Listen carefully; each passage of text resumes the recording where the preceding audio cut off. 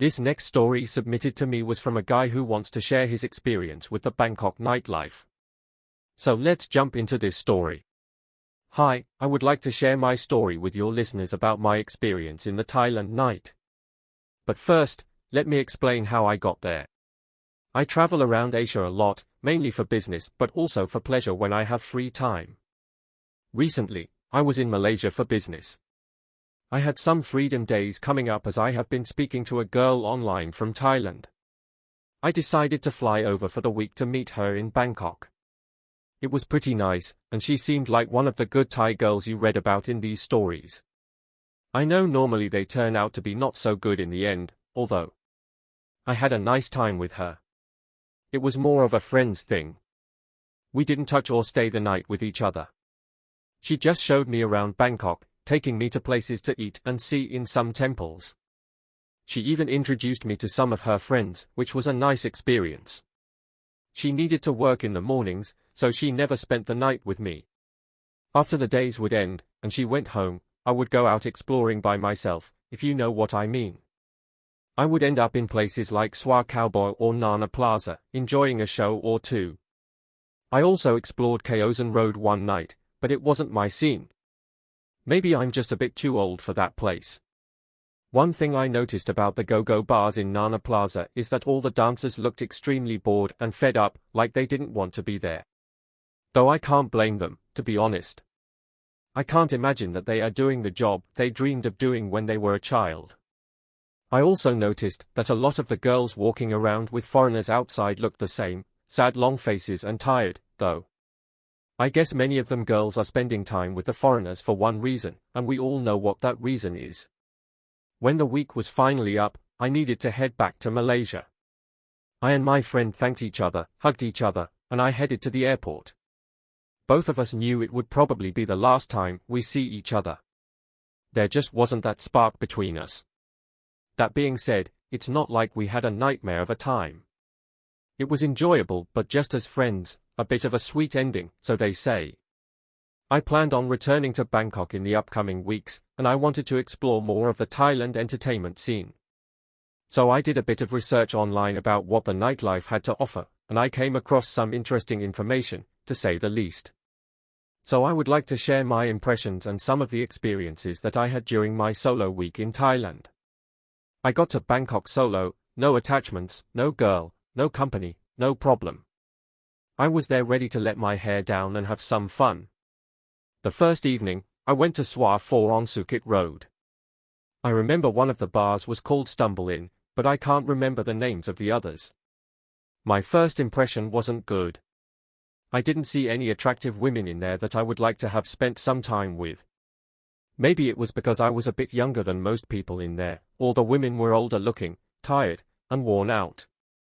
No thanks, not my cup of tea. Without saying my age, I'm not too young, but I'm not too old either. I'm kind of in the middle. One girl did come and sit with me in Stumble Inn, but I made it very clear, without sounding rude, that I just wasn't interested in her. So, I drank up, paid my bill, and left. Time for plan B, Swar Cowboy. After not a great start to the evening, I headed to the famous Swar Cowboy that I had heard so much about while I was doing research before my trip. Swar Cowboy came up a lot of times, apparently known for its go-go bars and nightlife, even making an appearance in a couple of movies. Anyway, I found myself in a go-go bar. It was busy with way more performers than customers, but again, I couldn't imagine taking any of them home. I just being too picky at this point. A couple of them tried their luck with me. They either couldn't speak English or they were just so fake. I know it's their job to be like that, but come on, at least try and be a bit believable. It turns out that Swar Cowboy was just as bad as Swar 4, though the girls were slightly more attractive there. I thought I'd call it a night and head home after what I classed as a disastrous night. Maybe the Thailand nightlife just wasn't for me after all, or maybe next time I should head to Pattaya instead of Bangkok, as I've read that can be a crazy night out up there. As I left Swar Cowboy, I was walking to my hotel. There were 3 beautiful ladies standing on the street, smiling at me. One of them was more attractive than the other 2. They called me over and asked if I'd like to take all 3 for the night. Now, I know I'm in Thailand to have fun, and I'm not too old, but even I don't think I can handle 3. One girl is more than enough for me. I replied that I'm just interested in taking you and pointed to the most attractive one there. She smiled and said something in Thai to her friends, and we began walking. I didn't want it to be an awkward walk back to the hotel, so I started with small talk. She told me she was studying at university and was 22 years old. She showed me her ID for proof. She did look a little bit younger than the age that she said. And I think I should mention that I am not too much older than her, unlike some of the Thai foreigner couples you see here. She said she only does this type of work to pay for her studies until she graduates and finds a proper job. She also mentioned that she has 2 foreigner boyfriends that send her money. I very much doubt her boyfriends knew what she was doing to make money, but I didn't care about any of this. At least she was being open and honest about it, which was a nice change from the fake girls on Swar Cowboy. Well, I don't know if everything she told me was true, but I didn't really mind. As long as I had proof about her age, I was okay. She also mentioned that she had only been doing this type of work for a couple of months to make fast, easy money, but she hadn't had many customers, which didn't really make sense. We got back to my hotel. She gave me a fantastic massage, and then we spent the rest of the night doing, you know what. Although she looked pretty sweet and innocent, I learned firsthand that the saying looks may be deceiving is very true. After that, we just relaxed and cuddled up for an hour or so. It was a great experience and just what I needed after what I thought was going to be a disappointing night. I wouldn't say that we had a connection, so to speak, but it was nice to be cuddled up to someone again. I should also mention that I got married at a young age and only got divorced a few years before this, so it was a great experience to feel alive again. I took her phone number, she left, and I had a great night's sleep feeling all relaxed. The next day, I was chatting to a guy around the pool of my hotel, and he suggested that I check out this specific massage parlor that's meant to be fantastic and very popular. I have forgotten the name of the place, though. If I can think of it, I will leave the name in the comments if you post this story. Anyway, that evening, I decided to go and check out the parlor that he recommended. Instantly, I was not attracted to any of the girls at all, and I was thinking to myself, this is actually popular. All the girls looked bored, playing with their hair and talking to each other. I know the job must suck, but at least try and look happy. I was about to leave until I noticed one girl. She was average in terms of looks, and she had a great smile directly aimed at me. I thought, what the hell, I'm already here, and I've never tried a soaping massage before. When I told the mama-san that I was interested in a soapy massage with the girl that I noticed, she called her out, and I was instantly again disappointed. As the girl got close to me, I soon realized she did not look as attractive as I thought, and I couldn't exactly back out now. She gave me a little smile, took my hand, and then led me away. We went upstairs, and she gave me a massage. If I'm honest, it was nothing to brag about.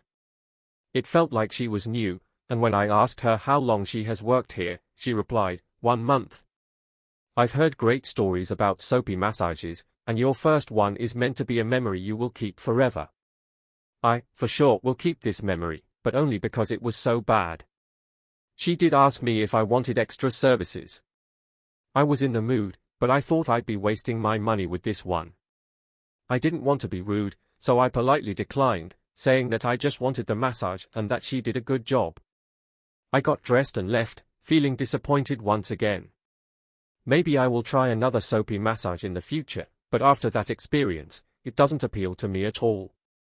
When I was doing my research before coming to Bangkok, I saw a lot of stories and videos about a cafe that's on Sukhumvit Road.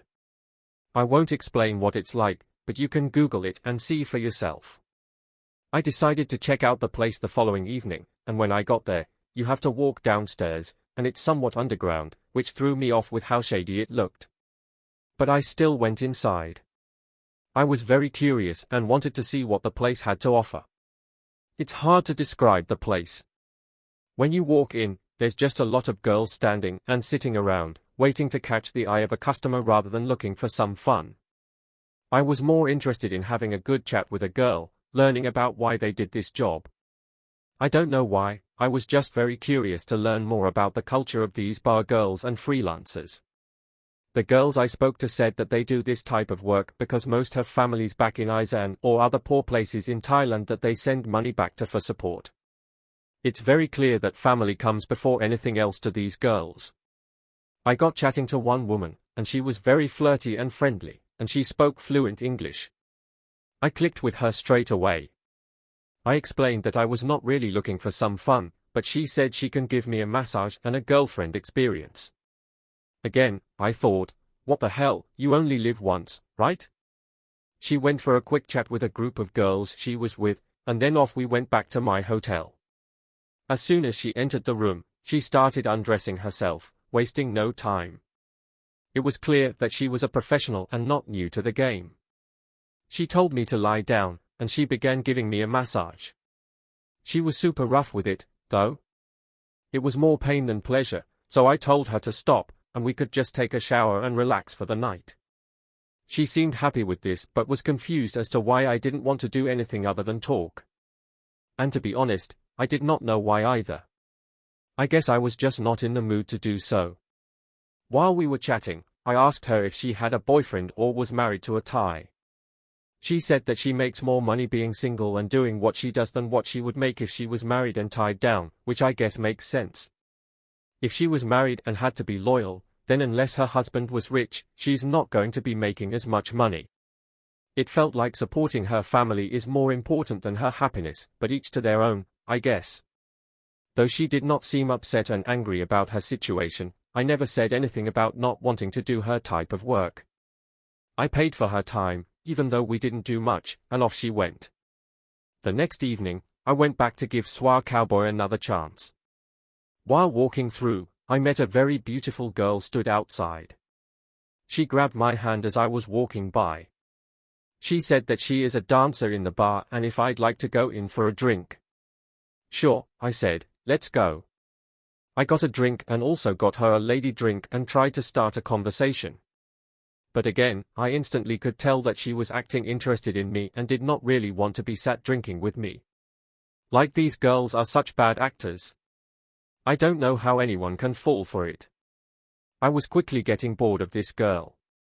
Conversations weren't going anywhere, and she was trying to feed me with the usual lines that she is new to the bar scene and whatnot. Girls will say these kinds of lines to make you feel sorry for them and buy more lady drinks. I've heard that if you get in a relationship with one of these girls, they come out with some of the best excuses to why they need money. Luckily, I am not at the stage yet where I would be in a serious relationship with a bar girl. No offense, it's just not my thing. Anyway, she asked me if I wanted to bar fine her, which I replied, I'm not interested, just wanted to have a few beers and try out some of the bars. But then she said I could short time her for back more of a curiosity than anything else. I did go with her, but it was very unsatisfying for me. Maybe she was actually telling the truth about being new to the scene. More money. Wasted on someone I did not want. Oh well, I'm on holiday anyway. After the past few days of going with women that I didn't really want, I decided that I am wasting too much money for absolutely no reason. So I gave the college girl a call, the one girl I actually enjoyed my time with. I asked her if she was interested in meeting up again and going on a couple of dates around Bangkok. Nothing serious. She agreed but said I need to pay for her time, which I obviously knew. I guess I had what you call a holiday girlfriend. We spent the next few days together. In the daytime, we would go out and eat, and she would show me around places in Bangkok and different temples. She would even hold my hand while we walked in public. It was a nice feeling, but I wasn't planning on getting attached to anyone. I looked at it for exactly what it was, a paid companion. One night, we went to some bars on Sukhumvit 11.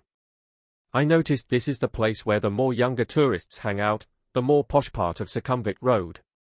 We were enjoying ourselves in one of the bars there until she said she wanted to take me to a non-tourist place so I could experience how Thais really enjoy their night. We were surrounded by young foreigners that were way more handsome than me, so I agreed that we go. We got a taxi and drove. The place she was taking me was so far away and really out of the main places of Bangkok. I have no idea where the place is that we went to, so I can't give you the name, but let's just say it was like a 30-minute drive from Sukhumvit 11. We finally got there and walked inside.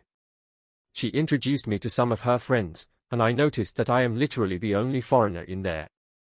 I felt really out of place, but they were really friendly to me, and all seemed to be having fun. I did get a lot of stares, but mainly from the guys probably thinking, what the hell is this middle-aged Farang doing here? What I also noticed is that none of the Thais were touchy or flirty with each other, even while dancing.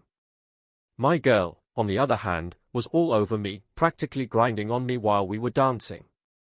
I could feel people looking at us, but she didn't seem to care. When I told her that people are looking at us, she said, just ignore them, we are having fun. I loved how carefree she was. She made me feel at ease and not paranoid about people watching. Anyway, that turned out to be probably the best night of my holiday. It was a great experience to see how Thais party and not be surrounded by drunk foreigners. I even made friends with some of her friends, joining in with their table.